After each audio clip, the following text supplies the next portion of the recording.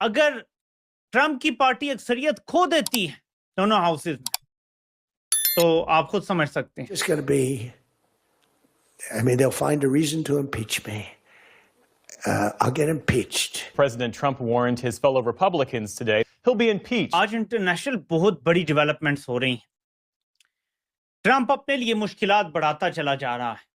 Trump की impeachment का chance बढ़ चुका है, 53% हो चुका है. अमेरिकन टैरिफ क्या नाकाम हो गई हैं? इंडिया की जो इकोनॉमिक ग्रोथ रेट है वो कह रहे हैं कि जनाब ऑफिशियल एंड प्राइवेट जो फोरकास्ट है, इंडिया की growth rate is expected to be at 7.4%. Plenty of people who will be pushing for impeachment if that happens. There's so many things that he has done which could be seen as questionable legally. वो कह रहे हैं कि हमारे पास economic resilience है, आप हम पे बेशक टैरिफ लगा लें. यूएसए के बैंक्स कोलैप्स हो रहे हैं, पूरी it is written on the wall. Greenland पर कब्जा किया गया तो ये नेटो के खात्मे का सबब बन सकता है, क्योंकि डेनमार्क भी नेटो का रुकन है. डोनाल्ड ट्रंप इस वक्त बहुत मुश्किलात का सामना कर रहा है, क्योंकि व्हाइट हाउस की तरफ से जारी होने वाले इस बयान से कुछ देर कबल ही नेटो के रुकन ममालिक की तरफ से एक मुश्तरका बयान सामने आया, जिसमें अमेरिका से कहा गया था कि वो ग्रीनलैंड के हवाले से किए जाने वाले ऐलानात से पीछे हट जाए. बाकी यूरोपियन पार्टनर्स तो फ्री ट्रेड एग्रीमेंट कर रहे हैं ना.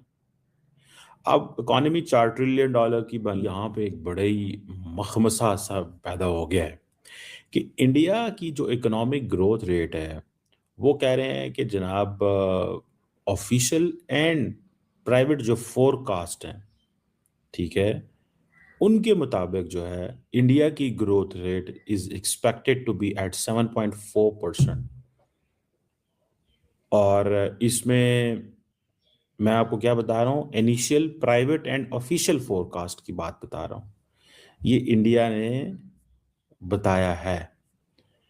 और तो वो कह रहे हैं कि हमारे पास इकोनॉमिक रिजिलियंस है, आप हम पे बेशक टैरिफ लगा लें. अमेरिकन टैरिफ क्या नाकाम हो गई हैं? इस वजह से क्योंकि वो ये समझते हैं कि ये सिर्फ टैरिफ अमेरिका की तरफ से आई हैं. That is the only reason. अगर ये बाकी यूरोपियन पार्टनर्स तो फ्री ट्रेड एग्रीमेंट कर रहे हैं ना. अब इकॉनमी $4 ट्रिलियन की बन गई है, गो के इसमें से एक्सपर्ट्स ये कह रहे हैं कि 58% of all that economy is a domestic consumption. Governments तो देखें, गवर्नमेंट्स ने क्या देना होता है. अगर गवर्नमेंट को धचका लग जाता है, अगर गवर्नमेंट को इस दफ़ा धचका लग जाता है, गवर्नमेंट कहती है ठीक है यार, हमारे लिए तो ये बहुत बड़ा प्रॉब्लम बन गया है ये जो उन्होंने किया है, तो फिर इट्स अ क्राइसिस. लेकिन मोदी साहब जो हैं वो ये कह रहे हैं कि मुझे कोई फ़र्क नहीं पड़ता, आप मेरे पे और भी पेनल्टी लगा लें, क्योंकि उनको चाइना भी स्पेस दे रहा है. देखें, चाइना स्पेस दे रहा है ना. चाइना को पता है कि now is a time to work with India. India से काम करने का जो काम है, वक्त जो है वो अभी आया है. इंडिया को दो जो इंडिया चाहता है. एक तरफ से इंडिया, चाइनीज़ को अमेरिका में सैंक्शंस हैं, टैरिफ्स लगे हुए हैं ना टैरिफ, तो उनके लिए मार्केट कौन सी खुलेगी? वो कि इंडियन मार्केट अमेरिका जितनी बड़ी मार्केट तो नहीं है, ठीक है. लेकिन द पॉइंट स्टिल स्टेज कि पॉइंट तो फिर ये है ना कि जनाब ये तो चलेगा. तो मुझे ऐसा लगता है कि ये जो 7.4% है, और अब मोदी साहब क्या कह रहे हैं, अभी इंडिया के जो सफ़ीर हैं अमेरिका के अंदर, विनय मोहन कतवारा साहब, वो स्पीकर साहब से मिले हैं वहाँ पे कांग्रेस के. अच्छा, ये बहुत इंटरेस्टिंग चीज़ है कि एक तरफ वो 500% टैरिफ की बात हो रही है, जो लिंडसे ग्राहम, जिसने अगले दिन कहा था कि मैं इंडियन एम्बेसडर के घर था तो इंडियन एम्बेसडर मेरे रिक्वेस्टिंग किए जा रहा था कि फॉर गॉड से हमें ये कर दो वो कर दो. मोदी क्या कह रहा है? मोदी ये एक्सपेक्ट कर रहा है कि अमेरिकन टैरिफ और भी लगेंगे.